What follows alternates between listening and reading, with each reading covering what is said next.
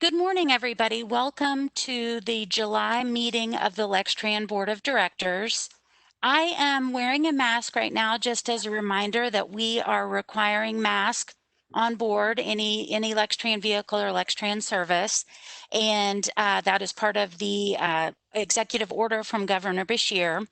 Right now, I'm in my office and no one is here. I've stayed socially distanced from everybody, wore my mask. We are doing temperature and symptom checks. So for the purpose of the rest of this meeting, I'm going to go ahead and take the mask off.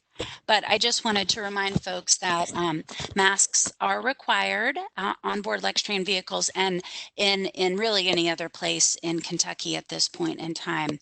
So due to the COVID-19 pandemic, state of emergency, and Governor Beshear's executive orders regarding social distancing, this meeting of the Lextran Board of Directors is being held via this teleconference, and that is pursuant to Senate 150 as assigned by the governor on March 30th, 2020, and Attorney General Opinion 20-05, and in accordance with KRS 61826. And it was not feasible to offer a primary location for this meeting. So with that, welcome everyone. Thanks for joining us via phone, WebEx, YouTube, video. We're happy that you're here. And at this point, I will turn this over to the chair of the Lextran Board of Directors, Christian Motley. Thank you.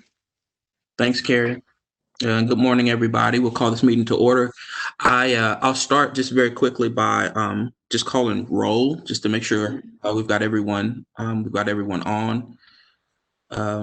Rick Chrisman. Here. George Ward.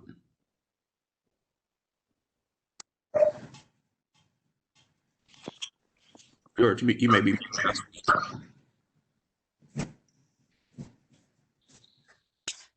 Mr. Ward, we see we're having a little difficulty hearing you.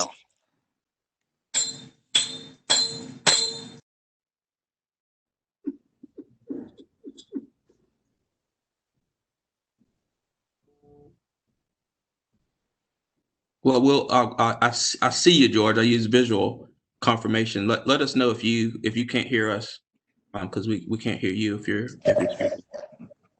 Adrian Takor. Jamie Rogers. Here. Hey, Jamie.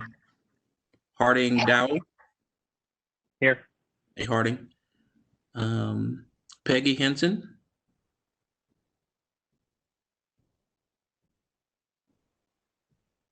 Peggy, you may be muted too. I know you're on there. Did you hear me? Oh, there you are. Yes, ma'am. And Joe Smith.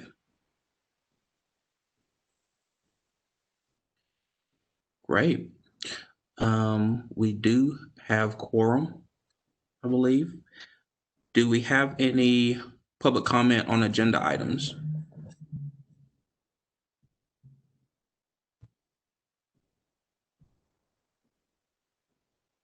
No public comment? And Mr. Motley, if I may, if anyone does wish to make public comment and is having any issue with sound or getting through, they can send an email to board@lextran.com and we can put those into the record. I know there's, even today we're having a little bit of issue with some of the sound quality. That's kind of the age we live in, but we do encourage folks to make public comment. And if you have anything, please do send it to board@lextran.com. Thank you. Yep. Take another beat. Okay. Next is what? Was that comment? Okay. Next is the approval of our June board meeting minutes. I'll give you a second if you need to review. If not, I'll entertain a motion to approve those. I make a motion to approve the minutes. I'll second. All in favor, say aye or give us thumbs up. Aye. Anyone opposed? Okay. We'll move to the chair's report. I have just a couple things for our chair's report today. First of all, notice we have. You notice we have our two newest board members joining today. Quick shout out, I wasn't able to join and properly thank Elias and Marcy for their service to the board, but we are grateful to them and the time that they spent with us. We are happy to welcome Jamie Rogers and Harding Dowell. Jamie is the Deputy Director at the National Association of Chief Administrators, State Chief Administrators. Harding is a project architect at Group 4 Architecture, Research, and Planning. Just looking forward to working with you both. Glad that you're on the board. Anything you all want to say? Say a quick hello. Jamie, you lead off. Yeah, no, I'm really excited to be on this board. Looking forward to learning more. We had an excellent training with Carrie and her team, really learning about the back history of all the initiatives and priorities of this board. So really looking forward to working with you all. Yeah, looking forward to getting to know all of you. I know a couple of you by name, but looking forward to getting to know everyone, and proud Route 4 resident here. Harding, it's been a while. We met. I don't know if you remember. We met some time ago. That might have been maybe a couple years now. Yeah, at the International Book Project. That's right. That's right. And Jamie, we're getting the band back together. We go way back.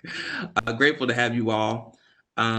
Really quickly, making sure that people know where to find the Lextran Healthy on Board recovery plan. We have a plan, just as background, we have a plan that kind of models the reopening, the phased-in reopening plan that you see at the state level and the federal level. Our plan is at lextran.com. You can see that along with the route and schedule information.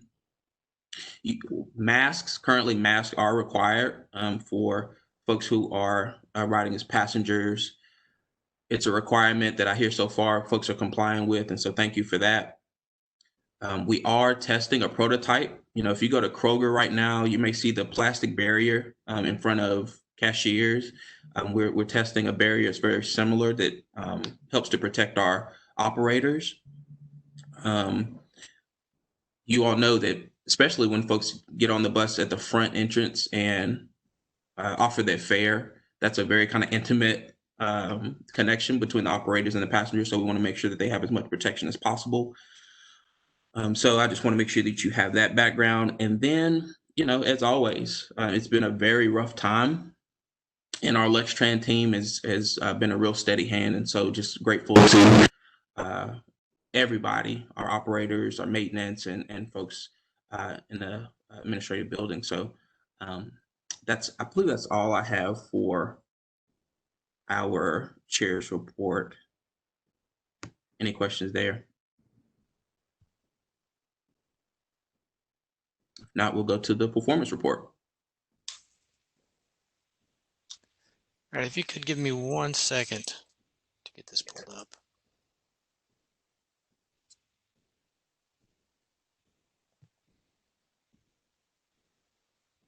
All right, can everyone see that? Yes, sir. So I am going to fill in for Jill as best I can today.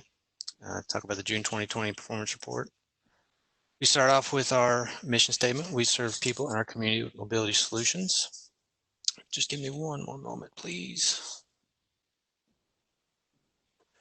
Okay, so highlights from last month. We had the primary election to Kroger Field. We did offer a shuttle from the transit center to Kroger Field. Towards the end of the month, we reopened the customer service window at the transit center. And we had training. Our training department's been very busy. You're going to hear more about that over the next couple of months, but we did a session called Managing Your Team Through Crisis with Compassion. Most of our work continued to focus on the pandemic, the monitoring and the response. Some of the ridership data I'm going to show is part of this monitoring process. So this is our fixed route system performance from June. It's the similar trend that we saw the last couple of months. We were doing great up until February. Things shut down. Ridership bottomed out in April. The recovery has been slow. The green is our monthly ridership. The gray is our monthly average. So that's what we try to beat every month. So as you see, it's narrowing as we go. In July, we'll see that pattern continue. The same sort of pattern for our paratransit. again, doing great to February into March. We sort of bottom out and then slowly recover. If we think about this recovery in terms of the percent change relative to the monthly average, this is what the two systems look like. The green is paratransit, the gray is our fixed route. The shape is similar, doing great. Above that horizontal black bar is 0%, so that's where we want to be. That's the average. If we're above that, we're doing, in my opinion, really well. Both systems bottom out into April and then slowly recover, but paratransit is recovering maybe a little bit faster than the fixed route is. Our system productivity, as we know, June is the end of the fiscal year, so we can do some comparisons between this fiscal year and last fiscal year. We were down about 500,000 trips on fixed route, 26,000 or so on paratransit, and that is fairly consistent no matter how you look at it between weekday, Saturday, Sunday. Revenue miles and hours were down for both, again, as we sort of shrank service in response to the pandemic. Trips per mile an hour is the same thing. We were trending really well into February, and things sort of bottomed out. Some safety indicators. This year, I think we did fairly well with preventable accidents. It wasn't as, last year was great, but this year was pretty good. But the injury frequency was well down. So I think that's to be celebrated. On the paratransit side, we were pretty close to the goal of 2 preventable accidents per 100,000 miles. So we did well, I think, there as well. In our maintenance department, they completed 100% of their preventive maintenance inspections for the month. So that's always a good thing to report. For service quality, we got this postcard that says, "Dear Lextran, thank you for making sure that we are still able to get around easily, for making sure our public transportation is clean and sanitized." And that speaks to the effort. Our maintenance staff started to take extra steps to clean and sanitize our buses back in January. And then as the pandemic unfolded, they stepped up those efforts and then even got support from our operations staff. So it's been all hands on board to help keep our vehicles safe and clean. So, and this speaks directly to that effort. Lastly, customer accommodations are trending up. Safety complaints are also trending up for June, and that's on both fixed route and paratransit. And I think what's happened is our ridership base, so the number of folks are riding, has shrank. So they're being vocal, they're being very appreciative of what we're doing, and they're also reporting those times when they say, hey, maybe someone's not wearing a mask or something's not going well. So that's good feedback that we're getting. Over the year, on-time performance for both systems, we're at or above 90%. That's what we're shooting for. I think that's a very good sign. And then operating expenses had decreased the last fiscal year on both fixed route and paratransit. So if there are any questions, I'll be happy to try to answer those. If not, I'll turn it back over to Carrie. Thank you. The next part of the monthly performance report is the financials. So I believe Nikki Falconberry may be having technical difficulties. She's not. Oh, good. She's back. I'm here now. I'm as she gets everything loaded up. We've definitely had a little bit of a week here with some technical difficulties. We had a issue with the copy machine, so it's just been par for the course this week. So, but good. Okay, she made it back. So Turn take it it away, off, Nikki. Turn it on, I think is the. Yeah. Right. I'm thankful for a speedy IT department. When we look at our financials for this month, as you'll notice, it's unaudited. That means that we still have some entries. Normally, when we do our board report, we do not make any entries after the board report is presented. But in June, we will. We will have some year-end entries and some audit adjustments, things that you usually see in the audit, such as the pension assets and things like that. And you'll see those when we present the audit in a couple months. Right now, our operating cash for June 30th is a little bit higher than usual because we had some grant money come in. That was timing was probably about 3 months quicker than usual, so that puts us about $3 million higher than this time last year. Our accounts receivable will be adjusted. We have not finished all of our entries.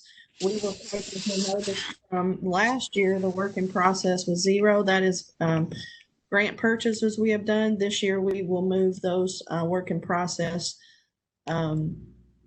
So you'll see that as 0 too, also when we do the audit. We have the Fifth Third loan that we have for the construction project. We have right at about $5 million left. It's been, we took the loan out for 10 years, so we have reached the 5-year mark. So halfway there. So we also have stayed basically around the same as we were last year. That's not going to fluctuate too much unless we have some unusual circumstances. And we did not purchase buses last year, so you'll see a little bit of a difference in the amount of money on that. We'll move on to the statement of revenue and expenses. And our property taxes came in at $19.2 million. That's good. We budgeted 18.7, so that gives us about $480,000 more than we budgeted. We're very pleased with that. That makes up just about the difference for passenger fares that have been under course since March that we stopped collecting fares in mid-March.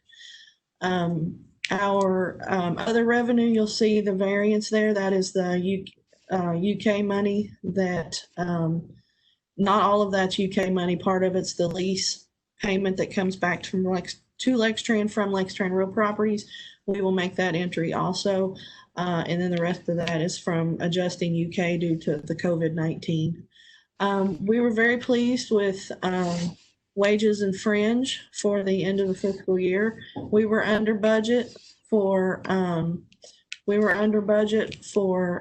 professional services. This is the area where we talked about the engine rebuilds and things like that. And we did do some last minute projects that we didn't think we were going to be able to do.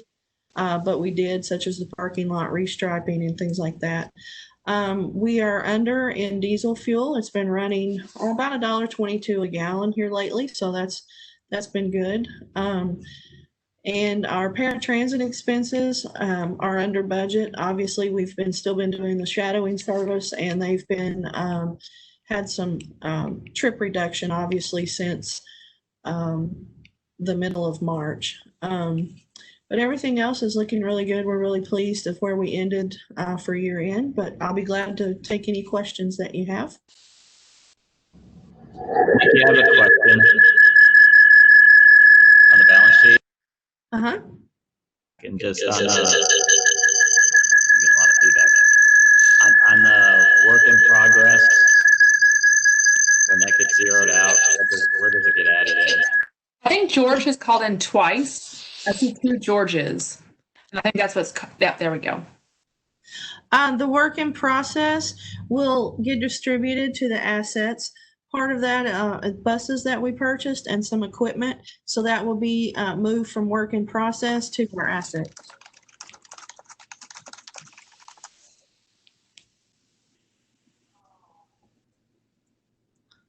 Don't know if we lost Mr. Ward, but hopefully I answered his question.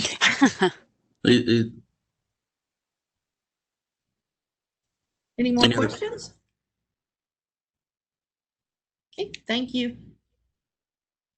I had a quick question. Just when Fred mentioned earlier the operating expenses were down, where's the most impact coming from? Is that primarily the fuel? It is the fuel. Yes. Okay.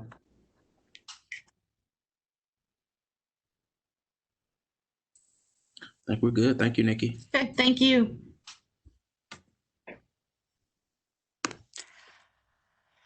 All right. The action items, Carrie. The next action item is a resolution to award a contract for maintenance uniforms. One of the benefits we provide our maintenance team, including our mechanics, our maintenance technicians, our service workers and utility workers, is a full maintenance uniform that they can they pick up here and leave here, so that everything is taken care of for them. As you can imagine, some of the work within the maintenance department can get pretty dirty, so we like this benefit for our maintenance team members. We issued an RFP on May 11th of this year. This was the end of our current contract with our maintenance vendor, so a normal processing of the contract, and received proposals back in June. The staff evaluation committee reviewed the proposals. 3 were found to be compliant and responsive. These were from Aramark, Cintas, and UniFirst. And of the 3 proposals, the evaluation committee ranked Cintas the highest, and it is recommended for contract award for the maintenance department uniforms. And we have included a cost sheet, so the pricing is included on the cost sheet. It won't exceed that, and the contract will be awarded for a term of 5 years. So I'm happy to take any questions on this resolution, if there are any.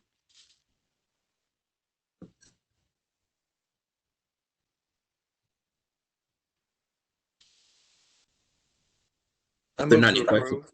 Thank you. Is there a second? A second. It's Adrian. All in favor, say aye. Show us your thumbs. Aye. Aye. Aye.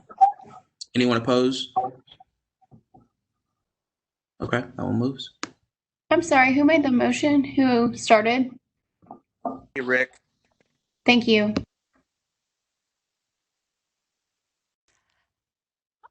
Here's the pricing sheet. And the next resolution is to purchase solid state hard drives for onboard surveillance system. On board our Lextran buses, we have a mobile or onboard surveillance. These are cameras placed on both on the interior as well as the exterior of the vehicles.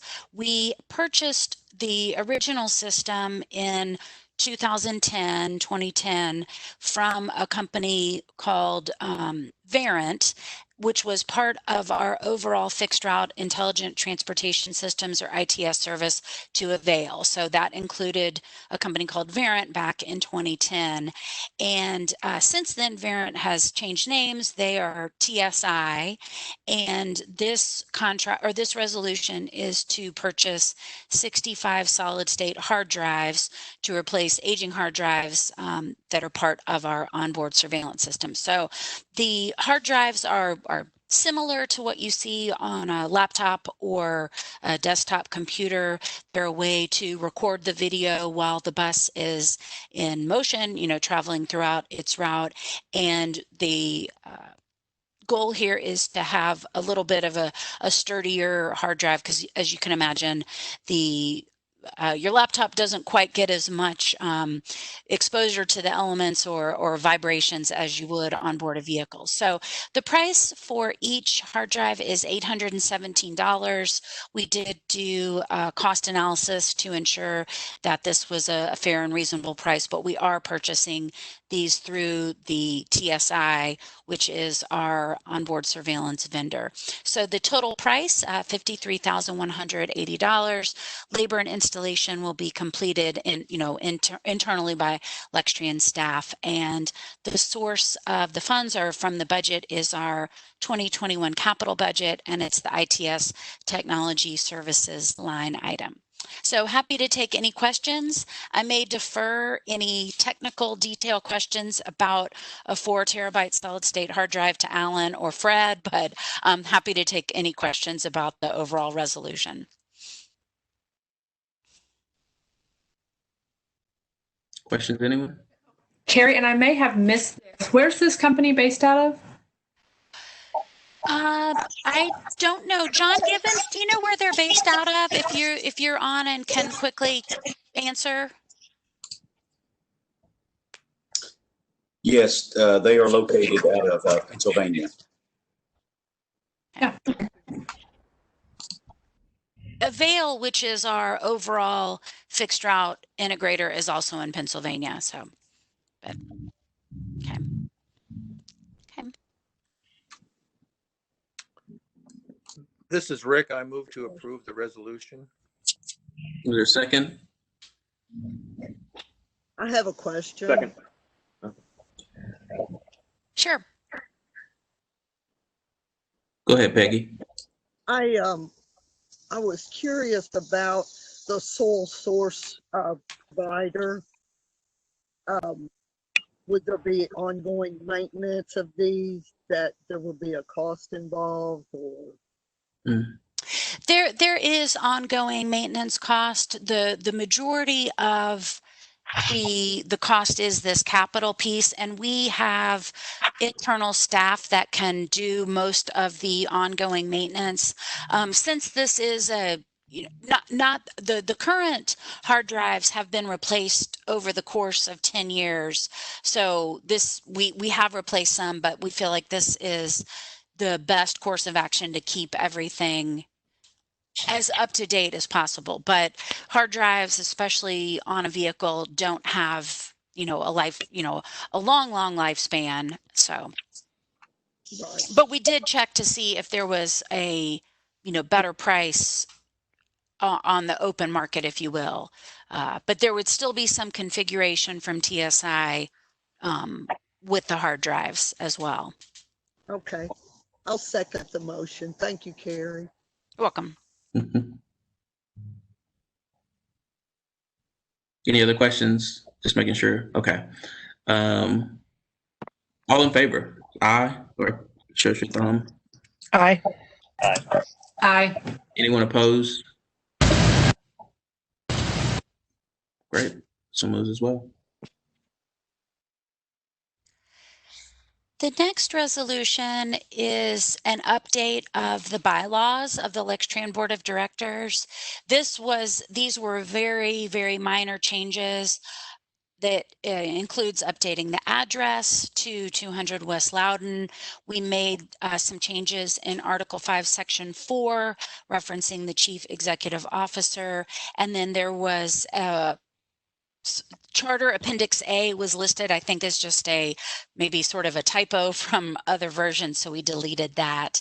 And then we did include a copy of the annual disclosure statement. I sent that to the Board of Directors earlier today, and our staff have signed this annual disclosure statement. So essentially saying that any contract or agreement that we enter into, either as the board or as staff as they're evaluating proposals, that there's no perceived or obvious conflict of interest for anything. So from where you work or a family member might work. So we've included those for your reference. I thought it would make sense to just sort of do a resolution for these bylaws. These changes were minor. There's no substantive change, but I thought it would be worthwhile to just reapprove or have a resolution for the bylaws since we did make these changes. So happy to take any questions about the bylaws or any of the changes, but the resolution is to approve the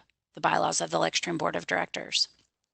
Carrie, I saw in the changes the adjustment of the language around the CEO from naming it as he throughout the document to. I will admit that that's something that I personally have felt.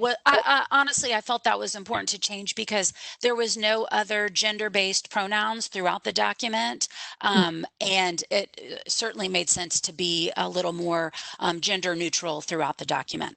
I was grateful for that change. Any other questions?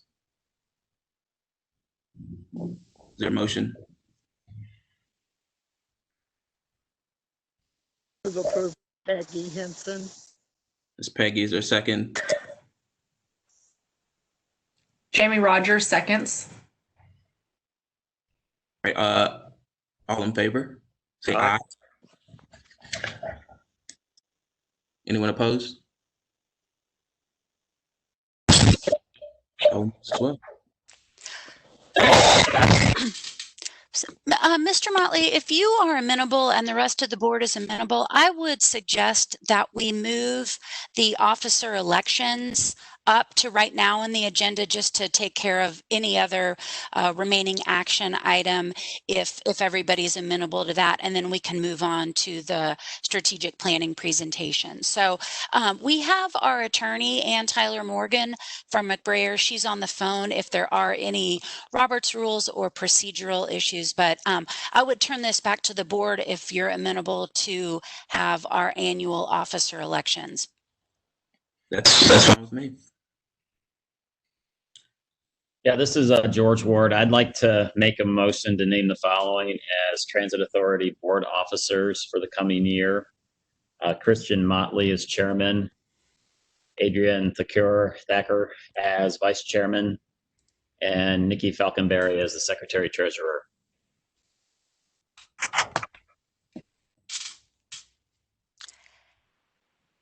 I do have a question about if we do this once a year, and I always forget.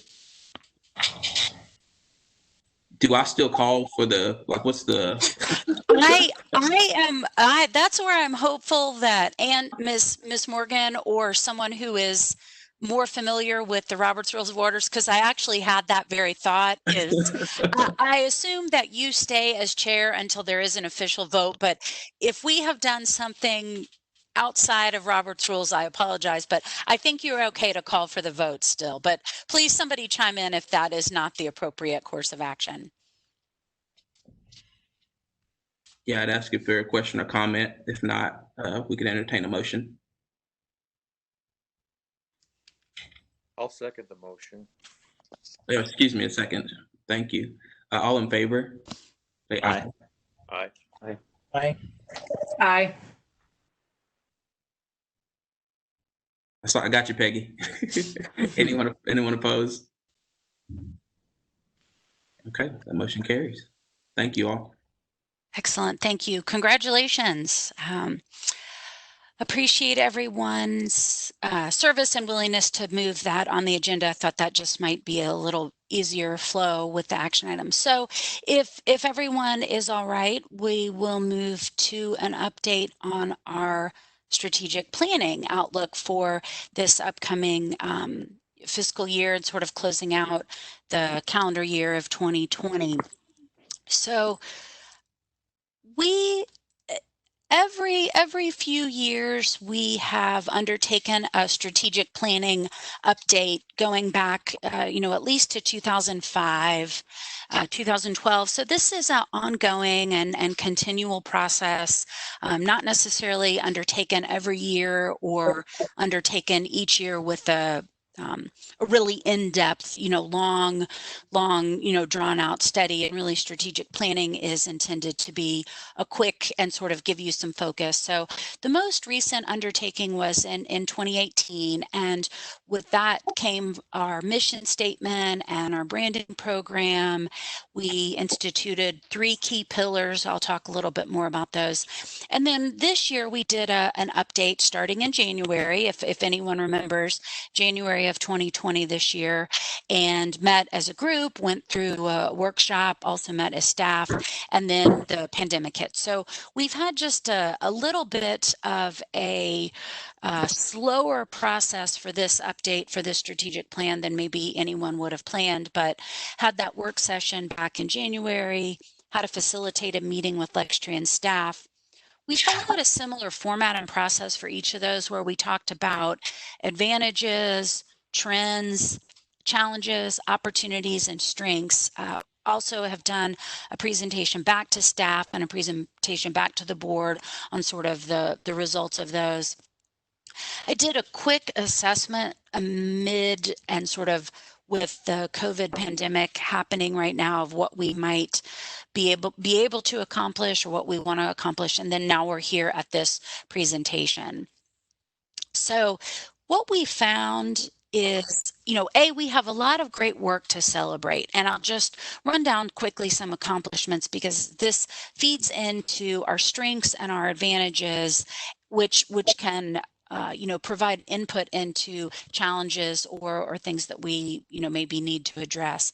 Our response to COVID has really been amazing. That the teamwork and the willingness for people to respond quickly and understand changes has been wonderful amidst a very negative and terrible thing that we're all dealing with. We've made progress on our RAMP program that's making improvements to bus stops throughout the community. Our branding and website has been redesigned. I encourage everybody to explore the Lextran.com. We've made some progress on our fleet replacement, have made definite inroads into recruiting and hiring process, have had a number of successful grant awards, other regulatory submittals, and a successful audit, and then other, forward momentum on many other projects. So a lot of great work to celebrate. But what we see when we look at some of the trends, and these are more of the general trends that we see in our, the United States, and then even here in Fayette County. We have this multi-generational workforce and culture. So we have, greatest generation, millennials, Gen X, and now, we're seeing Gen Z, the newest generation about to enter into the workforce. And so that seamless technology is really demanded and expected by some. A lot of people will enter the workforce only ever having been in Zoom meetings or WebEx style meetings like this. Then we have others who maybe don't either have access as much to technology or just that wasn't how they came up or have that same level of expectation with technology. So that puts sort of attention on how we distribute information, how we communicate, how we do things. Locally, there is talk about the needs of affordable housing, the changing residential needs, density, gentrification. We also have commercial development. We heard last month about the corridor plans in the Nicholasville Road study. So I think kind of what we heard through the course of the board meetings and also with staff is that this trend about technology and the sort of multi-generational or multi-level expectation with technology, as well as the housing, commercial, residential development here in Fayette County. The industry trends that we see, first, really COVID, responding to the COVID pandemic and the pace at which we will be able to rebuild our ridership. So when we went through our ridership changes during this month's performance report, I don't know that I can put an adjective to it. I'm not sure that I'm encouraged or if I'm even cautiously optimistic. But we're seeing people come back, and some of that is people willing to come back because they've gotten jobs or they're returning to work, after being in ISO or quarantine. So I think that's good, but we're still in the midst of a global pandemic, still requiring masks. I will reiterate, wash your hands, watch your distance when you're around people, and wear a mask. Some other industry trends, generally automation, autonomous vehicles, electric vehicles, emissions reductions. We do see a trend, an increasing demand for paratransit. You saw that on some of the ridership, that paratransit is, increasing a little bit at a greater demand as relates to fixed route. Some interest in the trends and disruption. You'll hear the catchphrases MOS, or mobility as a service, mobility on demand, MOD, bike, scooter share. Some of those things were definitely of the moment, and people were talking about them very much up until January or February. So those trends are still there. They just may have taken a little bit of a backseat to some of our immediate need to respond to delivering service in the midst of a pandemic. Transit system redesign projects. So a little bit about how you deliver service or where your service is. That's definitely an industry trend. And a lot of discussion about fare free, mobile ticketing, different ways to have people pay for and access your service. So that's kind of a quick summary of some general trends, local trends, and industry trends. If anybody has any questions about those, I'm happy to take them, but it's kind of a snapshot of what we gathered from the staff and board and just experience in the industry. So some of our advantages, we see ourselves as affordable. Oh, go ahead, please. Jamie, did you have something? Yes, and so I was the question with automation. I've seen some and kind of apps and user friendly other transportation, and almost come up with an app of is your bus crowded? Are there a lot of people on the bus? And so I don't know if that's in terms of COVID something. There's a couple apps where you can just self-report. I got on a bus, it was really crowded. I got on a bus, it was not crowded. But I don't know if we were thinking about that. We have, and there is some of that functionality exists today with our system. Our Avail is our tech vendor, so we might say Avail, our Avail system, and that the only issue that we have seen with that is we use an automated system, so an automatic passenger counter, which is basically counts people coming on board the vehicles through three sort of laser detections. It's not like you won't get hurt if you walk through it. And if you've been on a bus, you've walked through it, so it's fine. But basically some essentially laser technology to count.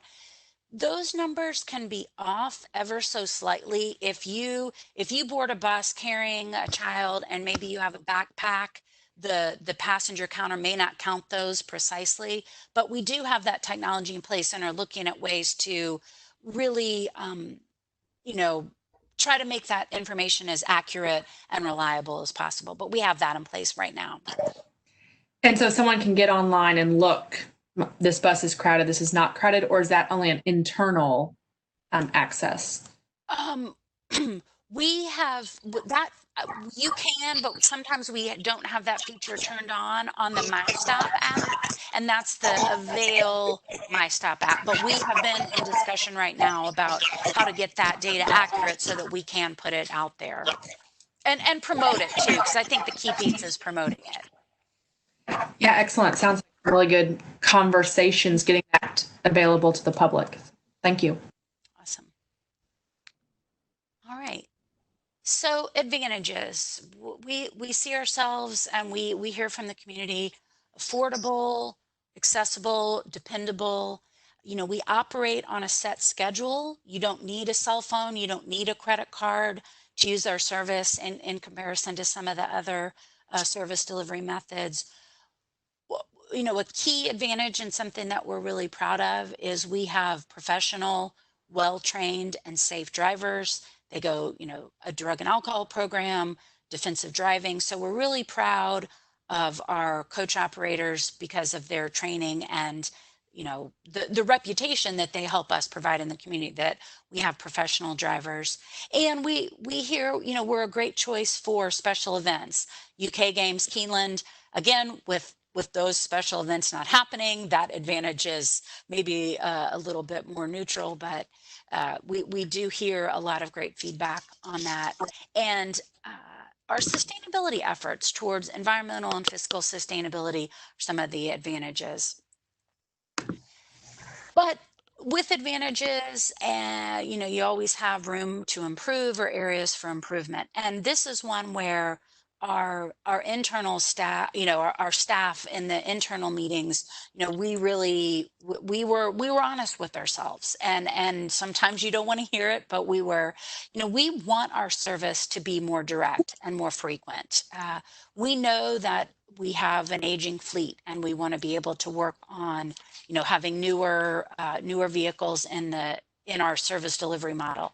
We know that bus stops and shelters are not what they need to be, and we want to continue to work with our partners at the city and at the state level to make improvements, both to the immediate bus stop, but also to the, pedestrian infrastructure around the bus stops.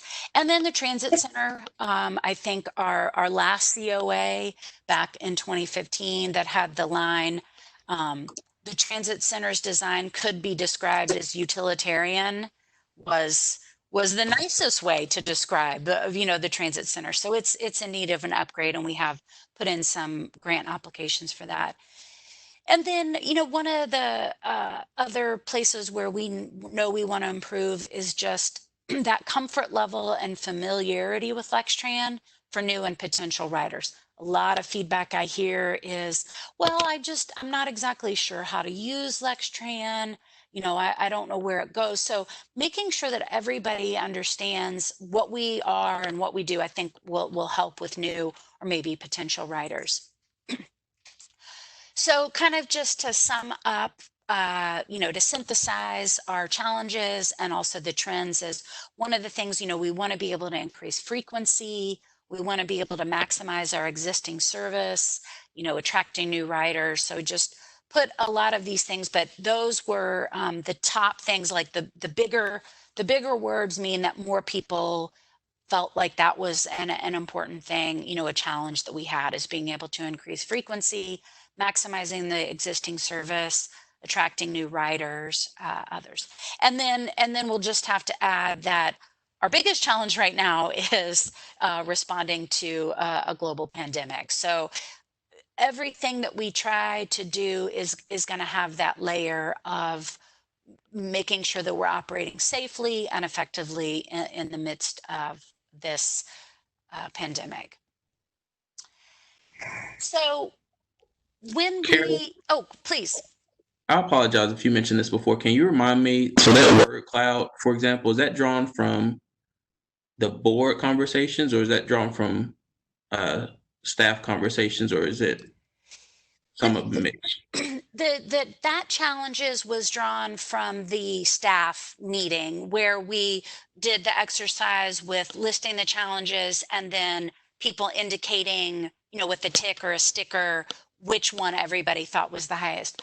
But in looking back through the meeting notes and sort of the summary of what the board said, I felt like those were similar enough that it was, those kind of summed up the challenges. That's good. I just want to call out the staff input on the process. Thank you. So as we went through this update to our strategic planning efforts, we felt that the mission statement is still relevant. It's still strong. It's certainly been helpful throughout this 2020. So we serve people in our community with mobility solutions. And the other element that we will continue to work with is our 3 key pillars. And these 3 key pillars are a way for us to frame the work that we're doing and provide some, sort of another layer of information about our mission statement and how we translate our overarching mission into tangible products or tangible projects or work efforts and task priorities. So deliver high quality product and service, demonstrate value to the community, and manage and sustain resources. So we've continued with our mission and then these 3 key pillars as a framework around our strategic planning efforts and the work we do in that regard.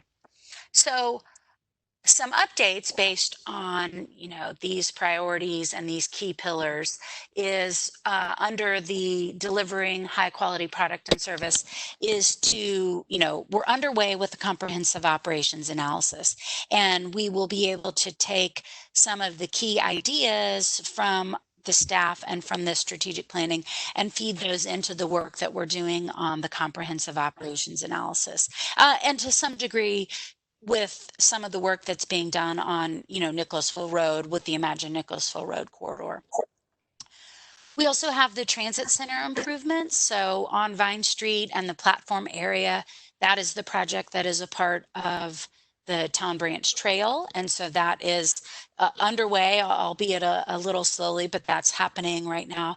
And then the grant application we have to make improvements to the interior, to the waiting rooms and the back office driver lounge. So, we'll see what happens if we do get that bus and bus facilities grant. And then if we don't, look for some other methods to fund that project. Our real-time information. So, to Ms. Rogers' question earlier about ways to expand real-time information, especially the customer-facing information, and to make it really meaningful and useful for customers. And then also to continue with our training and professional development program Mr. Combs mentioned that we did the dignity and respect workshop earlier in the year. We'll continue those, or we have planned to continue those next month. I'm sorry, but with the travel advisory, we may have to regroup on the timing of those training sessions. And then we also did sort of a mini training session about responding with how to respond and manage in a time of a pandemic. So continuing with all those priorities with the idea of how we deliver a really high quality product and service. The next key pillar, demonstrating value to the community. And this is almost the opposite side of the coin of our product and service, or the other side of the coin, I could say. Our first key pillar has to do with what we deliver on the street, both in our customer service and then the product of using Lextran. And that's for our riders. So those are rider focused initiatives, things that make it better for our rider. But we also have customers within the community that maybe don't ride. Maybe they don't ride regularly, or maybe they're just an occasional rider. But everyone in Fayette County, as a taxpayer or a member of the community, benefits from Lextran and provides, through property tax dollars. They are our customer as well. So we want to make sure that everybody understands the value of Lextran. That includes the ramp program. If we make an improvement at a bus stop, other people can benefit from that, not just our riders. Want to talk about our marketing campaign and market and explain the value and benefits for Lextran. And the other piece is a customer and community survey. We have not done, as an organization, we have not undertaken a customer community survey. So some of our description or how we see our advantages are self-reported. We feel like it's warranted to explore a customer and community survey, and I think we're going to be able to do that as part of the comprehensive operations analysis. So to get some honest feedback, unbiased feedback from the community about their impressions of Lextran. And then our last or third key pillar, manage and sustain resources. Some of the priorities around there or in this key pillar, are recurring and reporting requirements, grant applications, funding requests, departmental specifics, staffing levels, technology projects, and then our fleet replacement program, and then the Canopy project, which was a grant award from last year, which we're just getting kicked off right now. So that Canopy project is the covered storage area for vehicles that will include a number of sustainable elements, a green roof, water collections, and kind of a program or plan for how we may or might expand the electric bus fleet into the future. So manage and sustain resources is one where we spend a lot of work. These are the day-to-day elements, the regulatory requirements, but it is always with a shade or a lens of how do we manage, how do we sustain our resources the best way that we can. Carrie? Yeah. I would ask for a favor. I don't know what the best way to do it is. I'm wondering if I'm thinking about we've had a few conversations, I think, about the fleet replacement program. Mm-hmm. And I'm wondering if someone could help the board, maybe directors, if you want to go back and reference. I'm sorry, I know the sound is.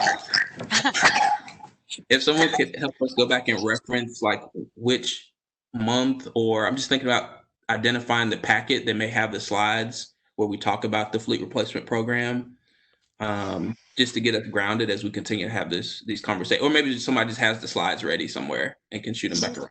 Yes, I will do that. If I can't it wasn't too many months ago, but I can't pull that up off the top of my head right now. But we can send that around. We can send that to the board, and it may be something that we can even add to the website, just so that people understand kind of our method for fleet replacement. We do. I will take this opportunity to underscore the fact that our fleet replacement program is heavily dependent on federal dollars. And in full disclosure, I have a lot of anxiety about everything right now, a pandemic and everything that's happening. Are my kids going back to school? All the good anxiety that we're all facing as a community, but mine is also that our federal authorization bill for transportation funding expires in October. And there's also a presidential election in November. And there are that those federal dollars for our fleet replacement, if we don't have those, or if those funds are uncertain, that can be a big problem for us. So, and I just see Mr. Ward has said they're in the February packet. Our fleet replacement was mentioned in February. Thank you. Okay. Carrie, I had one quick question, if you don't please. mind. To take a step back to the transit center improvements. Yes. Can you elaborate if any of those improvements will address pedestrian access across Vine Street? Oh, yes. Thank you so much. So the first part that I mentioned, that's part of the Town Branch Trail, our part of the town, Lextran's part of the Town Branch Trail is called Zone 2, and part of that project is to add a signalized pedestrian crosswalk, basically where the Phoenix building ends. So kind of at the end of the Phoenix building, and then right to the first driveway on your right if you're coming down Vine Street. And then another signalized pedestrian crosswalk at the end of the transit center, just before Beck Alley. And so that will be, that's a really big improvement for pedestrians to access the transit center. And then we also have the other part of the project is to make improvements to the platform or the breezeway area. And we'll be adding some of that real-time information signage and doing some placemaking right there throughout the transit center to make it really clear about each individual bus bay. So it's been a really exciting project that has been a long time in the making. And if you followed the rest of the Town Branch Trail and Town Branch Commons, it's moving along at a pace that is slower than somebody like me likes, but I understand it's a really big project, and once it's done, it's going to be amazing. Carrie, can I ask a simple question? Mm-hmm. I don't know. Maybe me being simple. When you say signalized, are you talking blinking lights? Are you talking crosswalk? What do you mean when you say signalized? Signalized means that as the pedestrian comes up, there is a light that will stop the vehicles on Vine Street. And if you know for sure, I am now all of a sudden on the spot, like drawing a blank if there's two signals right there, or if just there's the one signal at the end of Beck Alley. So there'll be two signals. The one at the end of Beck Alley will also serve as signal prioritization for the buses leaving the transit center. So the staging of cars will happen in both places to allow buses to get out. Perfect. So am I right in thinking this is kind of similar to the signalized crosswalk on North Broadway at Transy? No, my understanding is that it's a full stop with a red light, not the flashing yellows. That's the distinction I was trying to make too. Yeah. Yeah. What I think I'll do, and I apologize, I should know that more. We're not in charge of that part of this project. That's with LFUCG. So what I'll do is I'll see if maybe the project manager, Brandy Peacher, or somebody that is more intimately familiar with the specifics, if they can maybe make a quick presentation to our board in the next month or two, or not, the next little bit on that project. Because I think that would be good. It's just, like I said, had it on the books and it's slowly taking shape, so it might be good to get a good reminder for it. Okay. Yep. Carrie, this is Jamie. One other thing that you said on page 52 that I just thought was so meaningful, it says, market and explain the value and benefits for writing Lextran right now for writers, but you said not also for writers. And a light bulb just went off in my head, for example. So I live in Meadowthorpe. It was really important for us to have affordable housing. So we have a new affordable housing complex that's here, but because there's a Lextran route here. So everyone in the neighborhood is now a benefit of Lextran, even though we aren't riding Lextran. Exactly. That was an amazing example of how you market the service as a public good is just for riders. Right, because if you think about it, just even if you don't ride, somebody that you work with may be riding, or somebody that's that you're teaching in class or everything. So it is really, I think there's a, I mean, there's a larger economic impact to transit ridership than maybe we talk about all the time, that we talk about enough. So thank you. One of the large, I think, strategic issues that have emerged, and I hadn't heard mentioned yet, is as we begin to draw down that $13 million COVID grant, what are we going to do with that cash?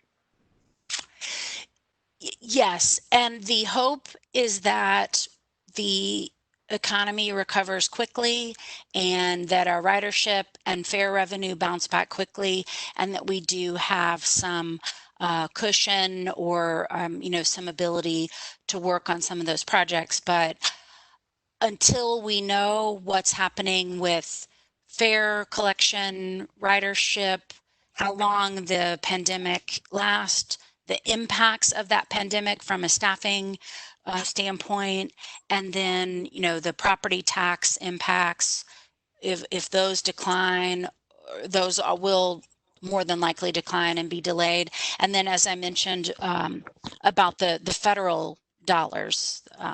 So we're, I really am. I feel like maybe I didn't sound optimistic throughout this presentation, but I am an optimist, but I have to be very cautious, and we really want to manage our risk right now, especially from a financial standpoint, even though the CARES Act funds have been, they take away a lot of the anxiousness around finances, but we don't know how long this is going to last. And that's been one of the challenges, is we don't have an end for the pandemic. I mean, we're now, our management team, we're planning until at least January. We're expecting this to last until at least January of 21, and then, assess in the fall how much longer it will continue. So.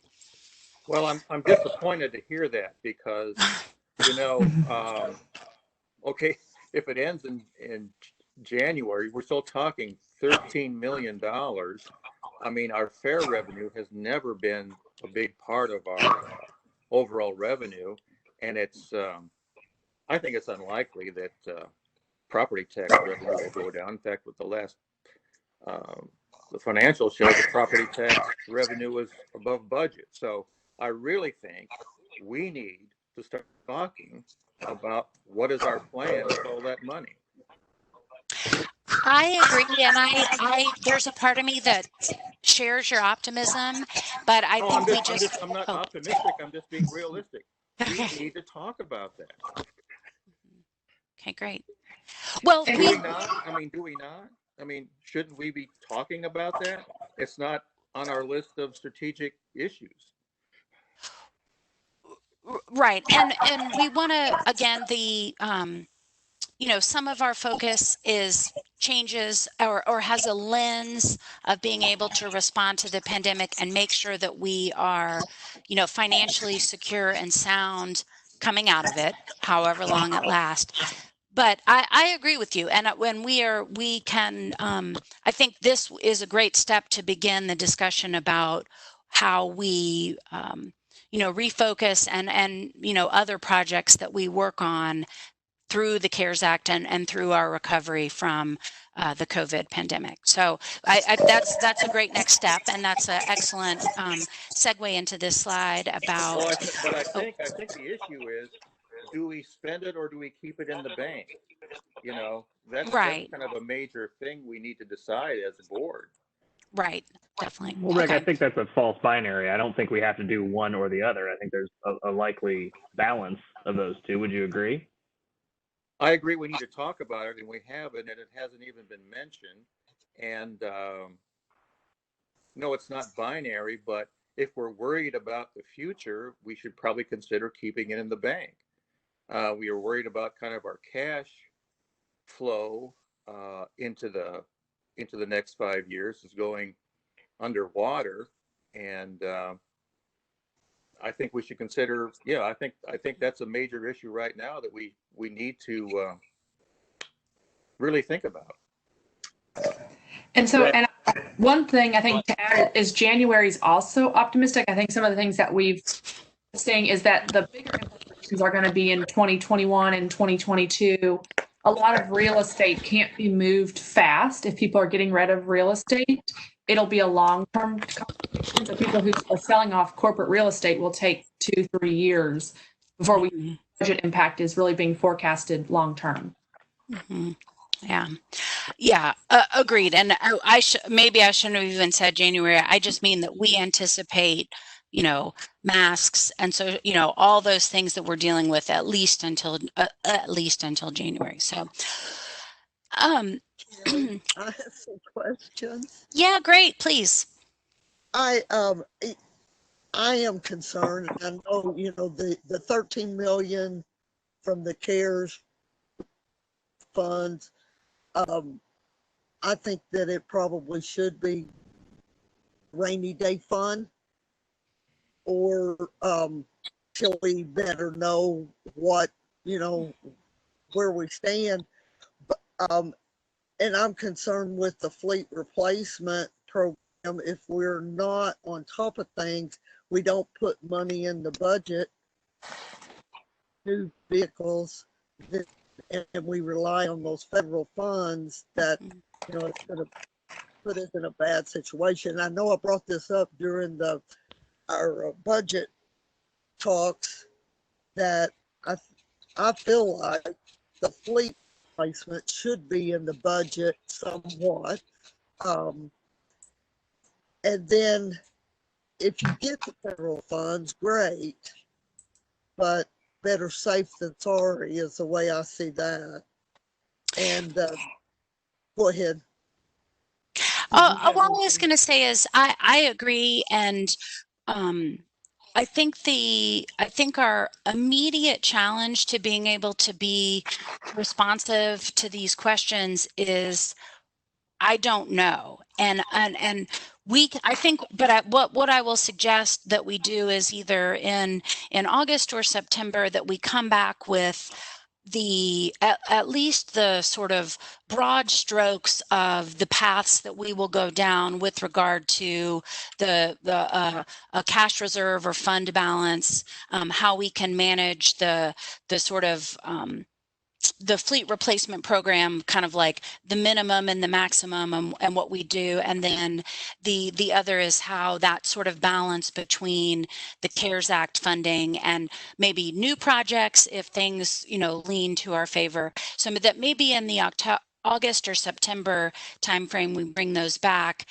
And part of that reason I say to have some of the general paths for each of those really important and critical elements of our organization is that until we know what happens with our property tax in November, and until we know what happens with fare collection, we're going to be a little bit grasping at straws.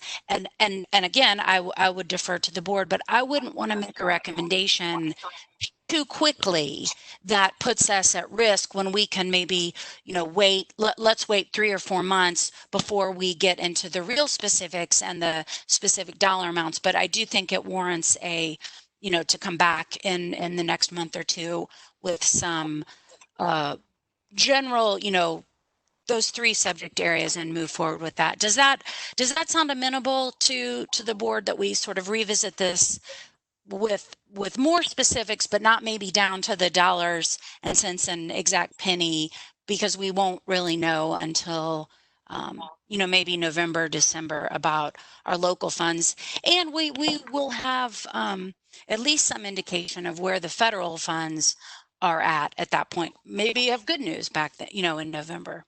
But This is Nikki. I just wanted to make a comment on what Carrie said. Our audit firm had set up some roundtable meetings with other transit agencies, and I attended a number of those. There were transit agencies. I think there were about 40 transit agencies represented, and most of them are waiting 18 to 24 months to see what's going to happen, because there's so many different funding types for transit agencies, property tax, sales tax, things like that. But most of them have recommended, and the auditors have also recommended, waiting 18 to 24 months before actually, planning on, spending the money, other than getting reimbursements for your PPE and things like that. But that has been a huge topic of discussion with transit agencies. George, you were trying to get in there. Yeah, let me just to inform the board. Christian and I had a conversation with Carrie and Nikki. It's been a month or two ago about this, and yeah, as you've heard, through the conversation here, there are a lot of unknowns, so it's difficult to come up with a strategy today. But it will be an agenda item on the finance committee's meetings, from here on until we have a plan. So just know that we're very aware of it, and we are looking at a lot of options, but we just need to see what's going to happen with some of the various other revenue streams that come to Lextran. So for an example, if UK stays in session, the UK revenue is probably pretty solid. If something happens and everybody has to be sent home again, then that changes a lot. If we can't collect, fares on the buses, it's over $1 million a year, which is a small part of our revenue, but it's still $1 million. And then on the property taxes, what the issue is on the commercial side, anybody that leases space and all of a sudden, their ability to lease that space is greatly reduced, they're gonna ask for concessions from the property valuation administration. So, we really want to see, where that comes out. But there's a lot of good uses for the money, and we just need to make sure, what that is, so we don't get in front of our coverage, so to speak. Thank you, George. George, you beat me to it. My biggest concern is that, we have an understanding where the money is, what it's being used for, and, just what the plan is going forward, and not just not mention it at all. So I'm glad it was brought up. But and that's what I hear. Thank you, Peggy. And that's what I hear from the board. It's just the desire to have a conversation where we kind of identify some priorities. And I don't know if you might have mentioned it if we got to the budget considerations, Carrie, but I think that's what I'm hearing. So we know it's sort of like the big thing in the room, and it's not reflected in the in the slides. And so I think that's probably where that's coming from. But I do think it makes sense we know that there are indicators that we're watching for. But it also makes sense to, at some point in the next meeting or two, have some time set aside to be able to at least talk about some priorities. Exactly. And as we talked, if anybody can remember back to January when we started this strategic planning effort, it really was to think about our strategy, our priorities, the other things we want to do, what's important to us outside of the financial considerations. So I had intentionally not focused on the dollars and cents and finances for this presentation because it was the wrap up and the summary of our strategic priorities. But certainly, as you mentioned, Mr. Motley, the specter of the finances, it looms large, and we will continue with that focus. And we have our 2021 budget that was approved, last month, and our 5-year capital plan. So those things are available if people wish to look at those as well. So that is happy to have some more questions, and this was an excellent discussion.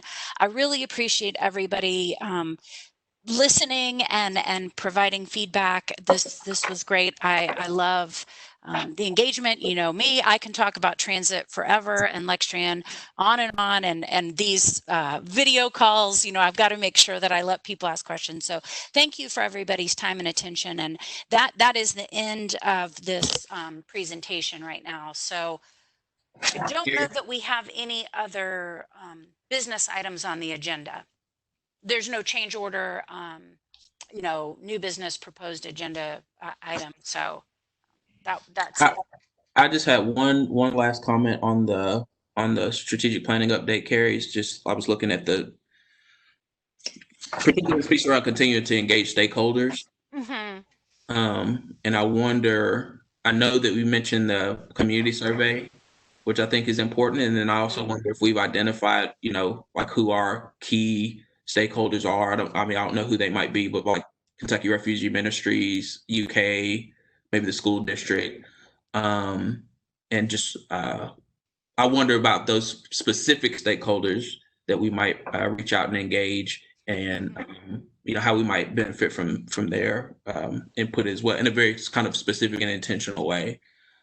Yeah, that's a great thought, is that in these types of endeavors, you want to do both, cut across the community for as many, individual voices and customers, riders, community members, but also some of those key strategic stakeholders are good. And the one thing that I will add, just as far as general community engagement and marketing communications, we are working on a series of how to ride videos or small clips, because we can't do as much of that in person. We go to a community group and we go to their meeting and we bring everybody and get so we're working on some more virtual ways to do it, and even looking at a way to schedule those really easily online. So we've got to do, and circling back to even that sort of first general trend, is we have to now work in an especially varied space of media and communications, because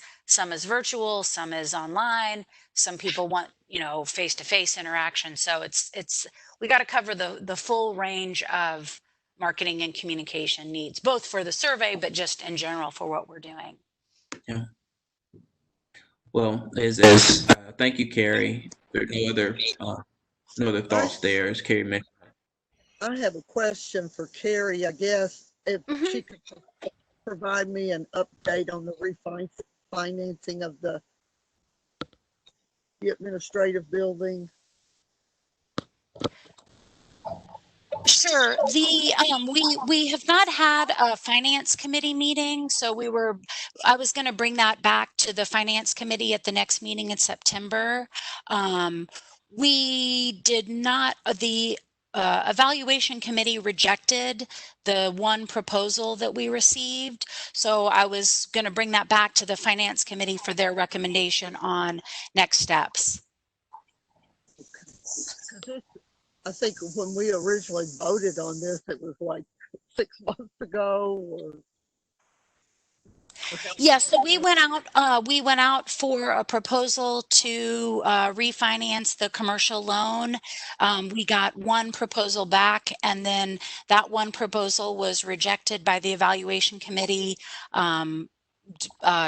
Sort of due to the proposal was rejected by the evaluation committee. So we can bring that. I will defer if we want to take that to the finance committee, or we want to bring that up for a decision point for the full board next month. George, when's the next finance committee meeting? It's September 24th, I think. Nikki, do you have that? It is September 30th at 9 a.m. September 30th at 9 a.m.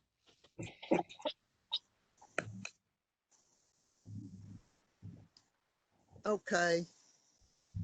we might consider offline what's the best kind of cadence for that, and just come back and give everybody an update. Because I do want to make sure the finance committee gets a look at that, because I know they were engaged in that Well, process. I don't understand why it needs to go back to the board or the finance committee. Haven't we already decided we wanted to refinance it? Don't we just put it out for bid again? It sounds like the committee needs to take a look at the elements that might have been, if the proposal was rejected, it might sound like there needs to be a conversation about the elements of the proposal and how best to move forward. This is Sure. really dragging out a very long time. Sure. The other sort of complexity with this proposal is that refinancing that loan is in fact under the purview of Lextran Real Properties, because the loan has to do with this property. The Lextran board is ultimately not the decision maker on the loan refinancing. So we took the evaluation committee's decision to the Lextran Real Properties board, and they told us to bring it back to Lextran. So we went back to the finance committee. Or, presumably the finance committee. If anybody would like to take a faster pace on that, we can reschedule another meeting for, a sooner meeting for the finance committee or the Lextran board at the next, I will defer to the board on doing that. But I just want to make that clear that because this loan has to do with the funding of the headquarters project, it's up to the Lextran Real Properties board, not the Lextran board, as to what we do. But they did defer back to this board because that one proposal was rejected. Yeah. And my memory was that we needed a couple of approvals in that process for that to be able to happen. And so yes. Let me, if the board is okay. I mean, I just want to touch base with George and Adrian, just have a conversation about like what the right cadence is. Great, thank you. There no new business, no closed session. No more to discuss here. I would entertain a motion to adjourn. This is Peggy. Is that a motion? Was that a motion from Peggy? Thanks, Peggy. Is there a second? Second, Jamie Rogers. Thanks, Jamie. All in favor, say aye. Aye. Aye. Anyone opposed? Thank you all. Thank you. Thank Y'all you. have a good- All right. Good morning. Thanks. Bye.